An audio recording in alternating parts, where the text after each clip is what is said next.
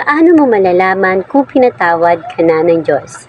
Sa John chapter 1 verse 9, if we confess our sins, He is faithful and just and will forgive us our sins and purify us from all unrighteousness. Mga kapatid, isang tanong na madalas nating itanong sa ating mga sarili. Pinatawad na ba ako ng Diyos? After all my mistakes, forgiven pa ba ako? Today, pag-uusapan po natin ang isang napakalalim pero napakahalagang katotohanan. How to know if God has already forgiven you. Number 1. Ano ang sabi ng Bible tungkol sa forgiveness?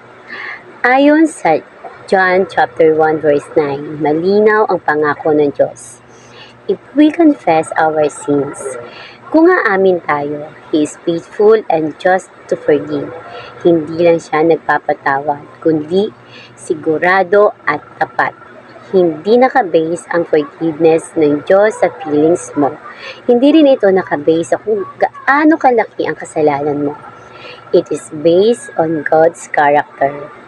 God is faithful, hindi nagbabago, and just. Tama ang kanyang hatol. So kapag nagsisi ka ng totoo, pinatawad ka na, kahit hindi mo pa nararamdaman. At number 2, bakit parang hindi mo nararamdaman na pinatawad ka na? Maraming tao kahit nagsisi na, may guilt pa rin. Sa Psalm chapter 103 verse 12, as far as the east is from the west, so far has He removed our transgressions from us. Ang Diyos, kapag nagpatawad, hindi na niya binabalikan ang kasalanan mo. Pero tayo, paulit-ulit natin itong iniisip. God already forgave you, but you haven't forgiven yourself.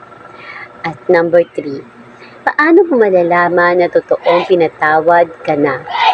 Ito yung mga signs, guys, na totoong pinatawad ka na ng Diyos. Number 1, nagkakaroon ka ng tunay na pagsisisi.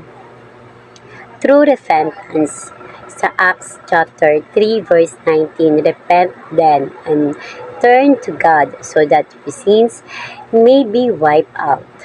Hindi lang sorry, kundi change of heart and direction. At signs number 2, may desire ka nang magbago, hindi ka na komportable sa kasalanan mo. That's a sign the Holy Spirit is working in you.